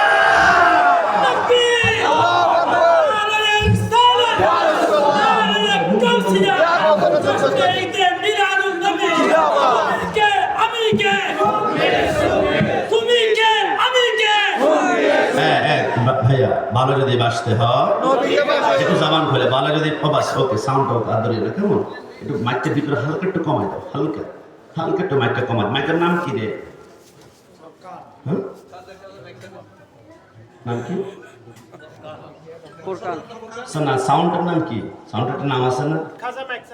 Khaja mike service. Fantastic, mind blowing, অসাধারণ সাউন্ড। যে কোনো মাহফিলে, উরুসে, বিবাহে এই সাউন্ডটি বেশি করে ব্যবহার করবেন। আল্লাহ তার জিকিরের মধ্যে বরকত দান করে। সবাই আমিন। পাবলিসিটি করছে দেখছো? তার কষ্ট কমাই দিয়ে কেমন ভালো যদি বাসতে হয় না। আমি বুঝতে পারছি তুমি আমি যদি জিজ্ঞেস করি তুই কেন প্রেমে পড়লি, আমাকে বলবা হুজুর বুঝতে পেরেছি, আমি যাকে ভালোবাসি তার চেহারা তো বড্ড সুন্দর, কিন্তু নবীদের চেহারা মোবারক কেমন ছিল একটু আমাকে বলেন। যদি একবার প্রেমের কানেকশন লেগেই যায়, রসুলের জন্য কলিজা ফিডা ফিডা করে ফেলবো। মা আয়েশা সিদ্দিকা রাদিয়াল্লাহু তাআলা আনহা প্রশ্ন করেছিল, নবী আপনি সুন্দর নাকি ইউসুফ নবী সুন্দর? আপনি মনে করেছিলেন কি রসুল বলবে আমি? আরে না, 63 বছরের জিন্দিগিতে নবী কোনোদিন আমি বলে নাই। আমের ভিতরে আমিত্ব আছে, আমের ভিতরে অহংকার আছে। কোন একজন শায়ের চমৎকার বলেছেন, বকরি কাহে মে তো ছুরি के नीचे आए, मैं ना कहे मैं ना तो सबके दिल की उठाए। বকরি মানে হচ্ছে ছাগল। ছাগল কি বলে? মে আমি সব। আমার আল্লাহ বলে ছাগল তুই বেশি আমি বলছিস না, তোকে আমি আল্লাহ ছুরির নিচে ঢুকাই দিলাম। কোরবানি করো, ছাগলকে জবাই করো। আকিকা অনুষ্ঠান করো, ছাগলকে জবাই করো। ফাতে করো, ছাগলকে জবাই করো। কিন্তু ময়না পাখি কি বলে? মে না, আমি কিছুই না। আমার আল্লাহ বলো ময়না যখন বললো আমি কিছুই না, ময়নার প্রতি আমি আল্লাহ মহাব্বত বাড়িয়ে দিলাম। একটা ময়না পাখি 15,000 টাকা, 20,000 টাকা, 30,000 টাকা। একটা ছাগল জবাই করে 40 ভাগ করলো, এক বাগের বস্তু কিন্তু ময়না পাখির গায়ের মধ্যে নাই। ময়না পাখি কেনার পরে আমরা সুরভি কলা খাওয়াই, মালটা খাওয়াই, আপেল খাওয়াই, নাশপাতি খাওয়াই। কিরে ময়না তোর প্রতি মানুষের এত মহাব্বত কেন? ময়না বলে আমি যে বলেছিলাম মে না, আমি কিছুই না। আমি যখন নিজেকে নগণ্য করেছি, প্রত্যেকটা মানুষের হৃদয়ে আল্লাহ আমার জন্য মহাব্বত বাড়িয়ে দিয়েছে। ধরে বলো সুবহানাল্লাহ। আগামীকাল একটু বলেই দেখুন না, আমি এমপি না, আমি সাধারণ একজন মানুষ আপনাদের মতো। আমি কোটিপতি না, আল্লাহ একটু সম্পদের মালিক বানিয়েছে। আমি এই বাজারের সবচেয়ে টপ লেভেলের ব্যবসায়ী না, আল্লাহ আমাকে দয়া করেছে কিনা আমি এখানে এসেছি। আপনি নিজেকে যত ডাউন করবেন, উপরে উঠানোর দায়িত্ব আল্লাহ যদি হাতেই নিবে। জোরে বলে সুবহানাল্লাহ। মা আয়েশা সিদ্দিকা বলেছিল, নবী আপনি সুন্দর নাকি ইউসুফ নবী সুন্দর? নবী আমার মুস্কি মুস্কি হেসে বলেছিল, জামালি মিসলুল মিলহে। আয়েশা আমার সৌন্দর্য হচ্ছে লবণের মতো। রসুল সৌন্দর্য আবার লবণের মতো কেমনে হয়? নবী আমার বলে তাহলে শুনো, মনে করেন আপনাদের বাজারে একজন কোটিপতি ব্যবসায়ী আছে, ইনি কোটি কোটি টাকার মালিক। আগামীকাল সকালবেলায় 10টা বাজে একটা মেজবানির আয়োজন করবে। দুবাই থেকে মশলা এনেছেন, ওমান থেকে ঘি এনেছেন, আর ইন্ডিয়া থেকে বাসমতি চাল এনে বাংলাদেশের top of the one cooker 1 নম্বর বাচ্চু খবর দিয়েছেন, রান্না করো, ভিআইপি লোক আসবে, দারুণ করে রান্না করবা। গরম তেলের মধ্যে যখন ভিআইপি দুবারে মশলাগুলো ছেড়ে দিয়েছে, সকালবেলা ফজর নামাজ পড়তে সে মুসল্লিদের বলে, ভাই কি সেন্ট বের হয়েছে, যে সুগ্রাম, যে দারুণ ফ্যান্টাস্টিক মাইন্ড ব্লোয়িং। আগামীকাল সকালবেলা দারুণ একটা মেজবানি হবে। কিন্তু সকাল 7টার দিকে বাউচে পাক করার শেষ প্রান্তে এসে চিন্তা করলেন, মশলা তো লক্ষ টাকা দিয়েছি, লবণ 1 কেজি 40, 2 কেজি 80, 3 কেজি 120 টাকা, 100 টাকা লবণ না দিলে কি বা হবে, বাদ দিয়ে লবণটা দিলাম না। খাবারের টেবিলে বসা পর্যন্ত মানুষ বলবে যে গ্রান চমৎকার, 2 না 3 প্লেট, 3 না 4 প্লেট, 4 না 5 প্লেট খাবো আজকে, গ্রানে কোনো পাগল হয়ে যাচ্ছি। কিন্তু লোকমা মুখের ভিতরে ঢোকানোর পরে বলবে কিরে কি রান্না করছিস, লবণ দেশ নাই, খাবারের স্বাদ হয় নাই তো, আরে খাওয়া যাবে না, আধা প্লেটও খাওয়া যাবে না। নবী আমার মুস্কি হেসে বলে খাবারের লবণ না দিলে যেমন লক্ষ টাকার খাবারের ভিতরে কোনো স্বাদ পাওয়া যায় না, আমি রাসূলের নূর যদি ইউসুফের ভিতরে না ঢুকতো, ইউসুফকে জিন্দেগিতে কেউ কোনোদিন সুন্দরই বলতো না। আমি রাসূলের নূর যদি আসমানের চন্দ্র সূর্যের ভিতরে না ঢুকতো, চন্দ্র সূর্যকে মানুষ সুন্দর বলতো না। আমি রাসূলের নূর যদি গোলাপ ফুলের ভিতরে না ঢুকতো, গোলাপ ফুলকে মানুষ সুন্দর বলতো না। আমি রাসূলের নূর যদি কক্সবাজার ঢেউর ভিতরে না ঢুকতো, কেউ সুন্দর বলতো না। আমি রাসূলের নূর যদি শ্রীমঙ্গলের চা বাগানের ভিতরে না ঢুকতো, শ্রীমঙ্গল চা বাগানকে মানুষ দেখতে যেত না। মনে রাখবা, দুনিয়ার যে কোনো দৃশ্য দেখে যদি মনে হয় ওয়াও ফ্যান্টাস্টিক, এত সুন্দর কেমনে হতে পারে, মনে করবা প্রত্যেকটা সুন্দর দৃশ্যের ভিতরে মদিনাওয়ালার একটা নূরের ঝলক আমার আল্লাহ লাগিয়েছেন তো লাগিয়েছেন। একটু জবান খুলে বলুন ভালো যদি বাসতে হয়, একটু মন থেকে বলুন তো ওই নবীকে জানার চাইতে বেশি ভালোবাসতে চায় কি চাই না? এই হাত তুলে বলুন চাই কি না? আপনি যে নবীকে ভালোবাসেন আপনি কিভাবে বুঝবেন? নবীকে কেউ কুরুক্তি করলে আপনার গায়ের রক্ত টকবক করে যখন গরম হয়ে যাবে, মনে করতে হবে নবী আপনার সাথে প্রেমের সিগন্যাল দিয়েছে। কিন্তু নবীকে নিয়ে কেউ যদি কুরুক্তি করে তাকে মারবেন না, কুরুক্তি করার সময় চিন্তা করবেন সে কুরুক্তি করে নাই, তার পরিচয় প্রকাশ করেছে। তার মা একজন, বাবা কিন্তু একজন নয়, বাবা 3 জন 4 জন 5 জন, অসংখ্য পুরুষের মিলনে তার জন্ম হয়েছে। সন্তানটা অবৈধ, কারণ বৈধ সন্তান কখনো রসুলের বিরুদ্ধে কুরুক্তি করতে পারে না। আমি কোন গুস্তাখ রসুলকে অবৈধ বললো তুমি আমাকে গালি দিবা? কাশেমি সাহেব মাহফিলে তো গরম কথা বলে না, আর আমি তো অবৈধ বলেছি। আল্লাহ কোরআনে বলেছে ওয়াতুল্লিম বাদা যালিকা জালিম, নবীর সাথে যারা কুরুক্তি করবে, সাংবাদিক বলবে, রাগাল বলবে, কাওয়াই বলবে, এরা হচ্ছে হালাল নয়, এরা হচ্ছে হারাম জাদা। ডানা হাত তুলে বলা ঠিক না?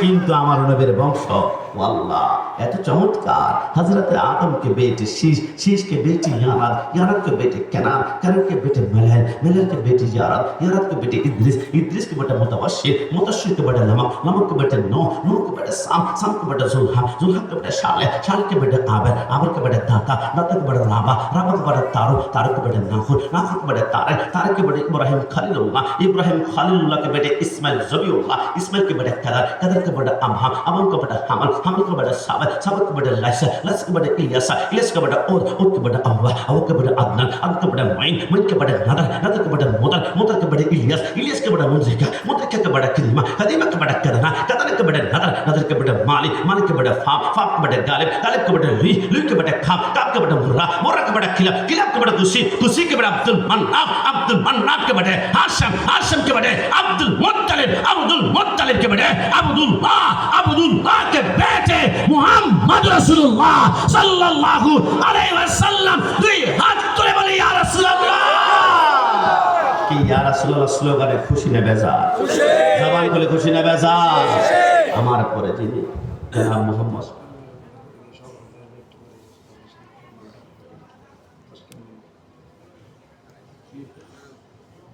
কি কথা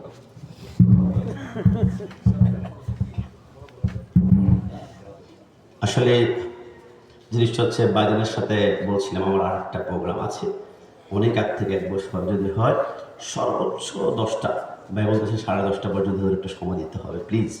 আমি বলছি 10:30 পর্যন্ত আমারও তো মনের খোরাক মিটবে না, তারপরে হচ্ছে সবাই চাচ্ছে যে আপনি আসবেন। এখন 10:30 বেজে 2 মিনিট হয়ে গিয়েছে, উনি আমাকে রিকোয়েস্ট করছে যে আর 10 মিনিট, মানে হচ্ছে আপনার 10:30 থেকে 40 পর্যন্ত। সুন্নিদের রিকোয়েস্ট আমরা ফেলি না, কারণ সুন্নিদের জবানের কথা আমাদের জানার চাইতে আমরা প্রিয় মোহাব্বতের মনে করি। এই জন্য 10টা মিনিটের ভিতরে যদি সভাপতি আসবে, আসবে না আসলে ওই যে আমার আগে যিনি আলোচনা করে গিয়েছেন হুজুর আসছেন, নারায়ে তাকবীর, এই আওয়াজে আরেকটু জবান খুলে নারায়ে তাকবীর, নারায়ে রিসালাত, হযরতুল আল্লামা হযরত মাওলানা আবু ইউসুফ নূর আল কাদের মাদ্দাজুল্লাহ আলী সাহেব। আপনাদের এলাকায় সন্তান হিসেবে আপনারা নরমাল ভাবে দেখেন, কিন্তু বাংলার বিভিন্ন জেলাতে যখন আমরা প্রোগ্রাম করি, কুমিল্লা, ব্রাহ্মণবাড়িয়া, চাঁদপুর, তখন বুঝতে পারবেন কি অবস্থা হয়। এখানে হয়তো বা বিশেষ বক্তা নাম দিয়েছেন, কিন্তু ওনার নামটা দেওয়া দরকার ছিল করে। তিনি আমার 1 ক্লাস অথবা 2 ক্লাসের বড় হবেন, আমার সিনিয়র। সামনের দিকে পোস্টার করলে ওনার নামটা উপরে দেওয়ার চেষ্টা করবেন, আমারটা নিচে দেওয়ার চেষ্টা করবেন। আমাকে নিচে না, আমার নাম যদি নাও দেন, দাওয়াত যেহেতু নিয়েছি 100% আসবো। কারণ আমরা সুন্নিরা মুনাফিক হতে পারি না। সুন্নিরা সকালে যা বলবে, দুপুরে তা বলবে, দুপুরে যা বলবে, রাতে তা বলবে। আর বাতিলরা সকালে এক কথা বলবে। এরা বলবে আল্লাহ যখন জান্নাতের টিকিট দেওয়া শুরু করবে, তখন সাক্ষীরা দিয়ে দিবে। এরপর 2 নম্বরে যশোর, 4 নম্বরে চাঁপাইনবাবগঞ্জ। আমি বলি ভাই আমার বাড়ি কুমিল্লা, আমি কত নম্বর আছি একটু বলস না। নবীকে তারা দেখুন কত গাদ্দার। এরা বলে নবী জান্নাতের মালিক হতে পারে না, হতে পারে না, কিন্তু নিজেরাই জান্নাতের টিকিট আবার বিলি করছে। এরা হচ্ছে দুনিয়ার 1 নম্বর মুনাফিক। কথা বলো ঠিক কিনা? যুবক কষ্ট নিবা না। আমাদেরকে তারা সারা জীবন বলছে মাজার পূজারি, মাজার পূজারি, মাজার পূজারি।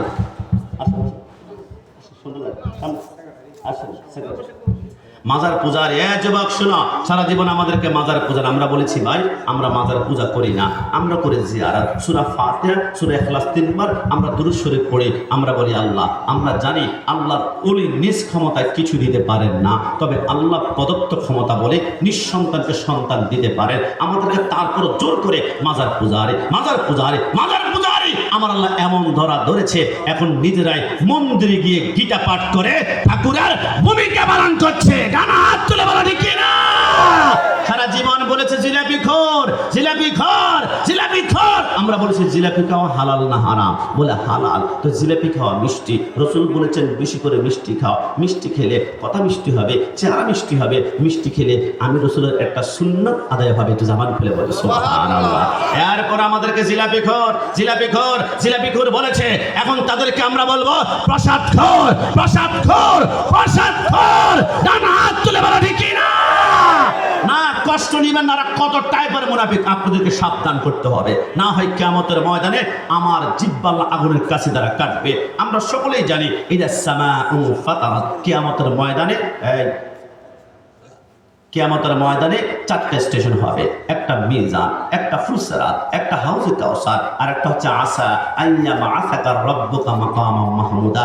এই যুবক, মিজান শব্দের অর্থ হচ্ছে দাঁড়ি পাল্লা। আল্লাহ কিয়ামতের ময়দানে দাঁড়ি পাল্লা কেন দিয়েছে? এক পাল্লা নেকি, এক পাল্লা বদি। কিন্তু আমি অবাক হলাম, বাংলাদেশে একটি দল আছে, মার্কা হচ্ছে দাঁড়ি পাল্লা। এক পাল্লা নেকি, এক পাল্লা রোজা, এক পাল্লায় পূজা, এক পাল্লা কৃষ্ণ বিষ্ণা, এক পাল্লায় মুসা মুহাম্মদ। কসম খোদার, যারা রোজা পূজাকে এক করতে পারে, কৃষ্ণ মুসাকে এক করতে পারে, তারা এই দেশে যদি ইসলাম বাস্তবায়ন করতে চায়। কিন্তু চন্দনায় সে একজন হুসাইনি থাকতে এই দেশে এই ইসলাম বাস্তবায়ন করতে দেওয়া হবে না। ওই বাতিলদের হাতে ক্ষমতা গেলে তারা দেশটাকে জঙ্গি আস্তানা বানিয়ে ছাড়বে। তারা হাত তুলে বলেন কি না? এই দেশ হচ্ছে ওলি আল্লাহর দেশ। ক্ষমতা গেলে যাবে আহলে সুন্নাত ওয়াল জামাতের মতাদর্শে। একটু জামান খুলে বলি সুবহানাল্লাহ। তবে সুন্নি হতে হলে মামলা হবে, মামলা হবে, হামলা হবে, ভয় করবেন না। মুফতি গিয়াসউদ্দিন তাহের সাহেবকে বললাম ভাই মামলা কেন হয়েছে? আমাকে বলে কাশিমি 12 রবিউল আউয়াল ঢাকা সোহরাওয়ার্দী উদ্যানে ডান হাত তুলে শুধু বলেছিলাম ইয়া রাসূলুল্লাহ, বাতিলের পাজামা গরম হয়ে গিয়েছে। বাতিল সব সহ্য করতে পারে, কিন্তু ইয়া রাসূলুল্লাহ স্লোগান সহ্য করতে পারে। আমি বললাম ভাইয়া, দুনিয়ার জমিনে মামলা হলে কোন নেতা নেত্রীর বিরুদ্ধে শেল্টার দেয় র‍্যাব, পুলিশ, বিডিআর, আর্মি, আর সুন্নিদের বিরুদ্ধে মামলা হলে আমাদের উকিল হবে মদিনাওয়ালা। কথা বলো ঠিক না? সুন্নিরা দলিল দেয় কোরআন হাদিস হতে, বাতিলরা বের হয় লাঠি নিয়ে হাতে। ডানা হাত তুলে বলো ঠিক না? কি ভয় পাচ্ছেন আপনারা? কোনো সমস্যা আছে? সুন্নি পড়েছে খুশি না বেজা? খুশি। হাত তুলে বলুন খুশি না বেজা? সুন্নিরা দলিল দেয় কোরআন হাদিস হতে, বাতিলরা বের হয় লাঠি নিয়ে হাতে। হামলা করে, মামলা করে, করে হয়রানি। সুন্নিরা খায় বিরানি, বাতিলদের হয় সুলতানি। আছে বিরিয়ানি আছে আল্লাহ এত মজা হয়েছে তাবারক না না খুশি করার জন্য আমি বলছি প্রত্যেক মাহফিল থেকে জোর করে তাবারক আজকে তাবারক দিতে হবে ফ্যামিলি নিয়ে বাচ্চা নিয়ে খাবার চমৎকার হয়েছে সুন্নিরা খাই বিরিয়ানি বাতিলদের হল সুলকানি সুন্নিরা খাই তাবারক বাতিলেরা খাই ডাল পানি সুন্নিরা ওলিদের জিয়ারতে যায় বাতিলেরা ওলিদের মাজারে ভাঙতে চায় না না তুলে বলেন কি না সুন্নিরা ওলিদের জিয়ারতে যায় বাতিলেরা ওলিদের মাজারে ভাঙতে চায় সুন্নি কি বুঝবে তুমি কবরে খাবে যখন ফেরেশতাদের পিটানি ঠিক না সুন্নি হতে পেরে সবাই জবান খোলে আরেকবার চিৎকার মেরে বলি আলহামদুলিল্লাহ আলহামদুলিল্লাহ আমি গতকালকার আগের দিন প্রোগ্রাম করেছিলাম আপনার বাউনবাড়িয়া আখড়াতে আমাকে একজন যুবক বললেছিল ওইটা সুন্নি লীগ আমি বললাম কেন বললা বলে তোমরা আওয়ামী লীগের পক্ষের লোক ছিলা আমি বললাম খবরদার বলে কেন আমি বললাম আজ থেকে 100 বছর আগে আওয়ামী লীগ ছিল না বিএনপি ছিল না জাতীয় পার্টি ছিল না জামাত ছিল না শিবির ছিল না ইসলামী আন্দোলন ছিল না খেলাফত মজলিস ছিল না তখনও কিন্তু আহলে সুন্নাত ওয়াল জামাত ছিল আজ থেকে 500 বছর পরে হয়তো বা আওয়ামী লীগ থাকবে না বিএনপি থাকবে না জাতীয় পার্টি থাকবে না ইসলামী আন্দোলন থাকবে না খেলাফত মজলিস থাকবে না জামাত থাকবে না শিবির থাকবে না তখনও কিন্তু আহলে সুন্নাত ওয়াল জামাত থাকবে মনে রাখবা দুনিয়ার কোন দলের মেকার প্রতিষ্ঠাতা হচ্ছে দুনিয়ার কোন লিডার অথবা বস অথবা মেকার কিন্তু আহলে সুন্নাত ওয়াল জামাতের প্রতিষ্ঠাতা হচ্ছে সাইয়্যিদুল মুরসালিন খাতামুন নবিয়্যিন শাফিউল মুসলিমিন আনাসুল গারিবিন মনে রাখবা দুনিয়ার কোন দলের উপরে অ্যাটাক আসলে এদেরকে সেট করবে র্যাব পুলিশ বিডিআর আর্মি আর আহলে সুন্নাত ওয়াল জামাতের উপরে আক্রমণ আসলে আমাদেরকে নিরাপত্তা প্রদান করবে মদিনা ওয়ালা ডানা তুলে বলেন কি না এখানে সরকার আসবে সরকার যাবে আহলে সুন্নাত ওয়াল জামাতের কোনো ক্ষতি হবে না কারণ আহলে সুন্নাত ওয়াল জামাতের নিরাপত্তা প্রদান করবে আল্লাহ এবং রাসূল একটু জবান খুলে সুবহানাল্লাহ আমি কি মাঝে মাঝে একটু একটু প্রতিবাদ করেছি এতে কি আপনারা আমার উপর রাগ করেছে কি কষ্ট হয়েছে আমি প্রতিবাদ করার একটাই শুধু কারণ সে কারণটা কি তুমি মিসওয়াক করা ফজিলত জানো খাবার শেষে মিষ্টি মুখের হাদিসটাও মানো শুধু হক কথাটা উচ্চ সুরে বলতে পারো না অন্যায় দিকে বারুদ হয়ে জ্বলতে পারো না ডান হাত তুলে বলো নাকি না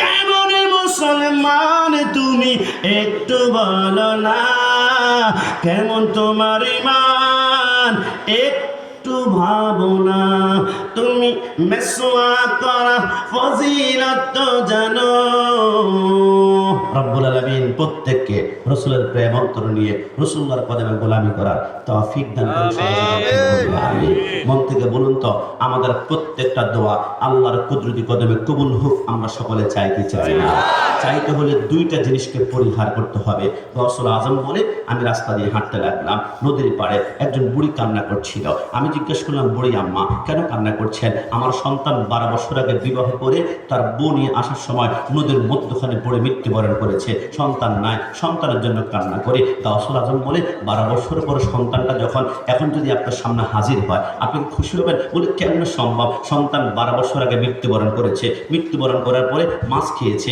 আবার জেলে এসে মাছগুলা ধরার পরে এই মাছগুলা মানুষ খেয়েছে মানুষ খাওয়ার পরে এখানে পায়খানা হয়ে গিয়েছে ওই পায়খানাগুলা কোনো জানোয়ার খেয়েছে জানোয়ারকে আরেক জানোয়ার খেয়েছে ওই জানোয়ারের পায়খানা আরেক জানোয়ার খেয়েছে তো আমার সন্তানের কোনো অস্তিত্ব হইতে নাই কেমন সম্ভব গৌসুল আজম বলে যদি আনতে পারে বলে দেখি না আমার গৌসুল আজম বাম হাতে কোট্টার কলার ধরে বলো আল্লাহ আমি যদি তোমার বন্ধু হই তোমার অলি হই তাহলে এই মুহূর্তে তুমি মৃত সন্তানকে জীবিত করে দাও সেকেন্ডের ভিতরে মার কদমের সন্তান হাজির হয়ে গেল মা কাঁদতে শুরু করলো আমি 12 বছর পর্যন্ত আল্লাহকে ডাকি নফল নামাজ পড়ি জিকির করে সেইটা করি আমি তো লক্ষ লক্ষবার আল্লাহকে ডেকেছিলাম কিন্তু আমার সন্তান ফিরে আসে না গৌসুল আজম আপনি একবার ডাক দেওয়ার সাথে সাথে সন্তান জীবিত হয়ে গেল সন্তানকে মাছে খেয়েছে মাছকে মানুষ খেয়েছে মানুষকে আবার মানুষের পায়খানা পশু খেয়েছে কিভাবে কিভাবে কিভাবে গৌসুল আজম আপনার পাওয়ার কেন আমি লক্ষবার তোমাকে ডেকেছি আল্লাহ দেয় না, কিন্তু আপনি একবার ডেকেছেন কেন? গাউসুল আজম বলে দুইটা কারণে আল্লাহ আমার দোয়া সাথে সাথে কবুল করেছে। বলে দুইটা জিনিস কি? বলে এক নম্বরে এই জবান দিয়ে জীবনে আমি মিথ্যা বলি নাই, দুই নম্বরে এই জবানের জীবনে কোনোদিন হারাম বক্ষণ করি নাই। এটা জবান খুলে বলে সুবহানাল্লাহ। তাহলে গাউসুল আজম নোটিশ করেছেন যদি জবানে মিথ্যা কোনোদিন না বলেন আর হারাম জিহ্বাতে না লাগান, তাহলে আপনি আল্লাহর কাছে যা চাইবেন যা চাইবেন যা চাইবেন যা চাইবেন আল্লাহ প্রত্যেকটা চাওয়া কবুল করবে। এটা জবান খুলে বলে সুবহানাল্লাহ। আল্লাহ এই বাজারে প্রত্যেকটা ব্যবসায়ী যারা 1 টাকা 200,000 টাকা পর্যন্ত দিয়েছে, আমি যদিও তাদের নাম না জানি, ইন্নাল্লাহা আলিমুম বিযাতিস সুদূর। আমার নবী কিন্তু তাজের ছিল, নবী আমার ব্যবসায় ছিল।